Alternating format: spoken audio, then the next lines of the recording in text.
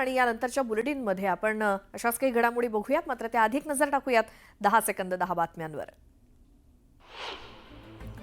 वाशिम जिल्ह्यातील हळद पिकावर कुंदकुज आणि करपा रोगाचा प्रादुर्भाव, हळदीचं उत्पादन घटण्याची शक्यता. मुक्ताईनगर बाजारपेठेत कापसाची आवक वाढली, हमी भावापेक्षा 200 ते 500 रुपये कमी मिळत असल्यामुळे शेतकरी मात्र नाराज. भाजप उमेदवार देवयानी फरांदे यांनी घेतली मनसेचे अशोक मुर्तडक यांची भेट. मनसेची मदत घेण्यासाठी भेट घेतल्याचं देवयानी फरांदे यांच्याकडून स्पष्ट. काँग्रेस उमेदवार केसी पाडवी यांच्या प्रचाराला सुरुवात. सातपुड्याचं देवस्थान असलेल्या अस्तंबा ऋषी देवस्थानला नारळ फोडून प्रचाराची सुरुवात. मालेगावातील एका बँकेत 12 बेरोजगार तरुणांच्या खात्यात एका महिन्यात 85 कोटींची देवाणघेवाण. पोलिसांकडून खातं गोठवून तपास सुरू. सदाभाऊ खोतांविरोधात शरद पवार गट आक्रमक. शरद पवारांबद्दल केलेल्या वक्तव्याबद्दल शरद पवार गटाचं आंदोलन.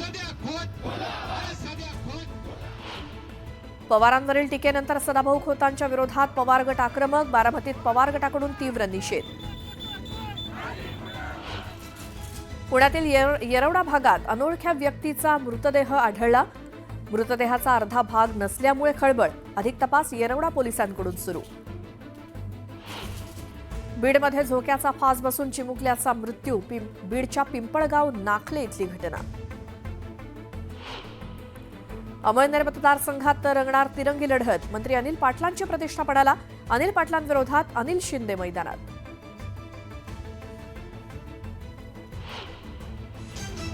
हेडलाईन्स प्रायोजक राजयोग पेंट्स. आनंद तुमचा, रंग आमचा.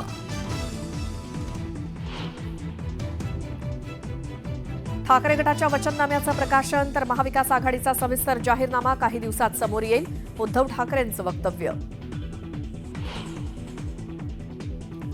माहीममध्ये सभा घेण्याची आवश्यकता नाही. माहीम हा आमचाच मतदारसंघ. तर महायुती सरकार गेल्यावरच अच्छे दिन येणार. ठाकरेंचा पुन्हा एकदा महायुती सरकारवर हल्लाबोल. हिंदूंविरोधी म्हणजे नितेश राणेंनी उद्धव ठाकरेंना डिवचलं. ठाकरे गटाच्या नेत्यांचा मुस्लिमांसोबतचा व्हिडिओ केला पोस्ट.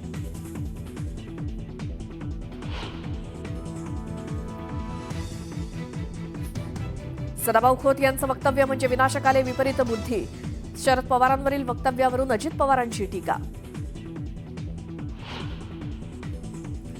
शरद पवार हे देशाचे सर्वोच्च नेते. सदाभाऊ खोतांनी पवारांवर केलेली टीका लज्जास्पद.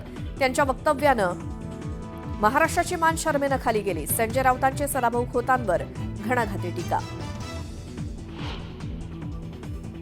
देवेंद्र फडणवीसांनी सदाभाऊ खोतांच्या कानाखाली मारायला हवी होती. कानाखाली मारण्याऐवजी ते हसत होते.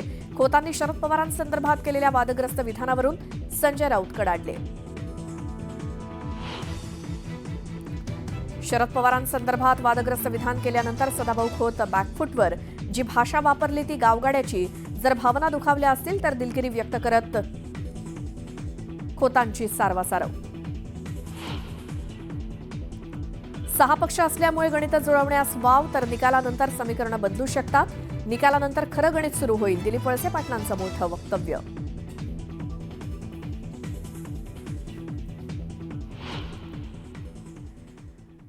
नमस्कार, मी श्वेता. तुम्ही पाहताय न्यूज 18 लोकमत. दुपारचे 12 वाजता आहेत आणि या बुलेटिनमध्ये सुरुवातीला एक मोठी बातमी आहे. शिवसेना उद्धव बाळासाहेब ठाकरे पक्षानं आपला वचननामा जाहीर केला. 10 सूत्री वचननामा शिवसेनेनं जाहीर केला आणि या वचननाम्यामध्ये अनेक आश्वासनं देण्यात आली आहेत. धारावीमध्ये वित्तीय केंद्र आणि महाराष्ट्रातील भूमिपुत्रांना मुला मुलींना नोकरीच्या संधी तसंच 5 जीवनावश्यक वस्तूंचे भाव स्थिर ठेवणार. प्रत्येक कुटुंबाला 25 लाखांपर्यंतची कॅशलेस मेडिकल ट्रीटमेंट उपलब्ध करून देणार. अंगणवाडी सेविका, आशा स्वयंसेविका यांच्या वेतनामध्ये वाढ करणार. अशी विविध आश्वासनं वचननाम्यात देण्यात आली आहेत. कोळीवाड्यांचा क्लस्टर विकास किंवा क्लस्टर डेव्हलपमेंट करण्याचा त्यांनी घाट घातलेला आहे. क्लस्टर म्हणजे काय की सगळे एकत्रित करायचं, त्यांना टॉवर बांधून द्यायचे आणि बाकीची जमीन ही त्यांच्या मित्राला, आता कोण मित्र, एकच मित्र आहे तो हे करू शकतो, त्याच्या घशात घालायची. असा हा एक काळा प्रकार त्यांनी सुरू केलेला आहे. पहिल्या प्रथम आमचं सरकार आल्यानंतर तो त्यांनी केलेला GR आहे तो आम्ही रद्द करू. कोळीवाड्यांचं अस्तित्व, गावठाण्यांचं अस्तित्व, त्यांची ओळख हे आम्ही कदापि पुसू देणार नाही. मुंबई आणि महाराष्ट्रातील भूमिपुत्रांसाठी नोकरी कुठे? कारण मधल्या काळामध्ये आदित्य जे बोलला होता की आमच्या 3 प्रायोरिटी काय असतील, तर रोजगार म्हणजे नोकरी नोकरी नोकरी, बेकारी तर हटवली पाहिजे. पण त्याच्यासाठी कुठेच या सरकारच्या म्हणजे आताचं जे मिंदे सरकार आहे त्यांच्या कारभारात कुठे काही दिसत नाहीये. त्यांना फक्त गद्दारांना नोकऱ्या त्यांनी दिल्या, बाकीच्या जनतेला काही दिलेलं नाहीये. तर आम्ही आमच्या महाराष्ट्रातील भूमिपुत्रांना, मग त्याच्यामध्ये मुलं आली मुली आली मुली आल्या, यांच्यासाठी नोकऱ्यांच्या संध्या उपलब्ध करून देऊ. त्याच्यामध्ये जसं मुलींना शिक्षण मोफत दिलं जाते, आनंदाची गोष्ट आहे, पण मुलींप्रमाणे मुलांना देखील आम्ही मोफत शिक्षण देणार हे सुद्धा आम्ही वचन त्याच्यामध्ये दिलेलं आहे. 5 जीवनावश्यक वस्तूंचे भाव हे स्थिर ठेवणार हे सुद्धा वचन आम्ही दिलेले आहे. तर अशा गोष्टी बऱ्याच आहेत. आपल्या हाती तो वचननामा आल्यानंतर आपल्याला कळेलच. तर भाजपचे प्रदेशाध्यक्ष चंद्रशेखर बावनकुळे यांनी उद्धव ठाकरेंवरती हल्लाबोल केला. 2.5 वर्ष घरात बसून फेसबुक लाईव्ह करणाऱ्या उद्धव ठाकरेंनी मातोश्रीमध्ये बसून शिवसेना उद्धव बाळासाहेब ठाकरे गटाचा वचननामा प्रकाशित केला आणि उद्धव ठाकरेंची घरात बसून कारभार करायची सवय काही सुटलेली नाही असा टोला बावनकुळेंनी लगावला. चंद्रशेखर बावनकुळे यांनी उद्धव ठाकरेंवरती हल्लाबोल केला. 2.5 वर्ष घरात बसून फेसबुक लाईव्ह करणाऱ्या उद्धव ठाकरेंनी आजही मातोश्रीमध्ये बसूनच शिवसेना उद्धव बाळासाहेब ठाकरे पक्षाचा वचननामा प्रसिद्ध केला. त्यामुळे उद्धव ठाकरेंची घरात बसून कारभार करण्याची सवय काही सुटली नाही असं बावनकुळे म्हणाले. महाविकास आघाडीनं आपली पंचसूत्री जाहीर केली आणि महाविकास आघाडीच्या पंचसूत्रीमध्ये 5 महत्त्वाच्या योजनांची घोषणा करण्यात आली. या आश्वासनांवरती आता भाजपनं टीका केली. काँग्रेसची आश्वासनं म्हणजे जनतेची फसवणूक असल्याचा आरोप जाहिरातीतून करण्यात आलाय. काँग्रेसनं इतर राज्यामध्ये काय आश्वासनं दिली होती आणि प्रत्यक्षात ती कशी फसवी ठरली असा आरोप या जाहिरातींमधून करण्यात आलाय. त्यांच्या जो जाहिरातीसाठी भ्रष्टाचाराचा कमवलेला खूप पैसा आहे, त्याच्यामुळे महिलांचे अधिकार त्यांना काय करणार मला माहिती नाही.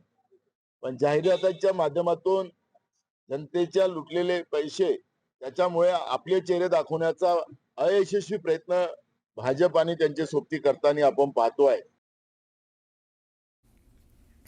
तर नितेश राणेंनी देखील उद्धव ठाकरेंवरती हल्लाबोल केला. शिवसेना उद्धव बाळासाहेब ठाकरे गटाच्या नेत्यांचा व्हिडिओ ट्विट करत टीका करण्यात आली आहे. उबाठा आणि मुस्लिम नेत्यांच्या बैठकीचा व्हिडिओ ट्विट करण्यात आलाय. हिंदू विरोधी उबाठा असं म्हणत त्यांनी डिवचलंय आणि उबाठाच्या नेत्यांच्या मुस्लिमांसोबतच्या बैठकीतला हा व्हिडिओ नितेश राणेंनी ट्विट केला.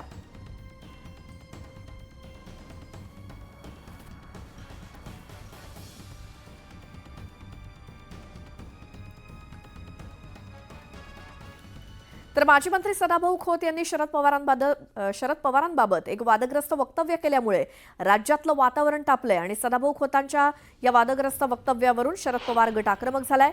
पुण्यामध्ये सदाभाऊ खोतांविरोधात शरद पवार गटाकडून आंदोलन करण्यात आलं. पुण्यातील बाजीराव रस्त्यावरील भाजप मीडिया सेंटर जवळ शरद पवार गटाचं आंदोलन सुरू आहे.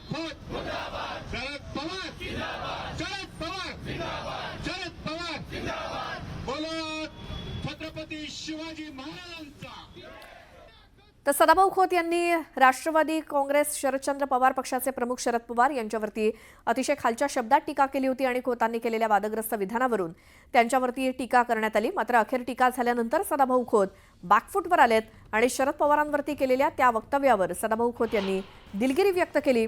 भाषणात पवारांवर बोलताना मी जी भाषा वापरली ती गावगाड्याची भाषा आहे आणि या भाषेमुळे कुणाच्या भावना दुखावल्या असतील तर मी दिलगिरी व्यक्त करतो असं खोत म्हणाले.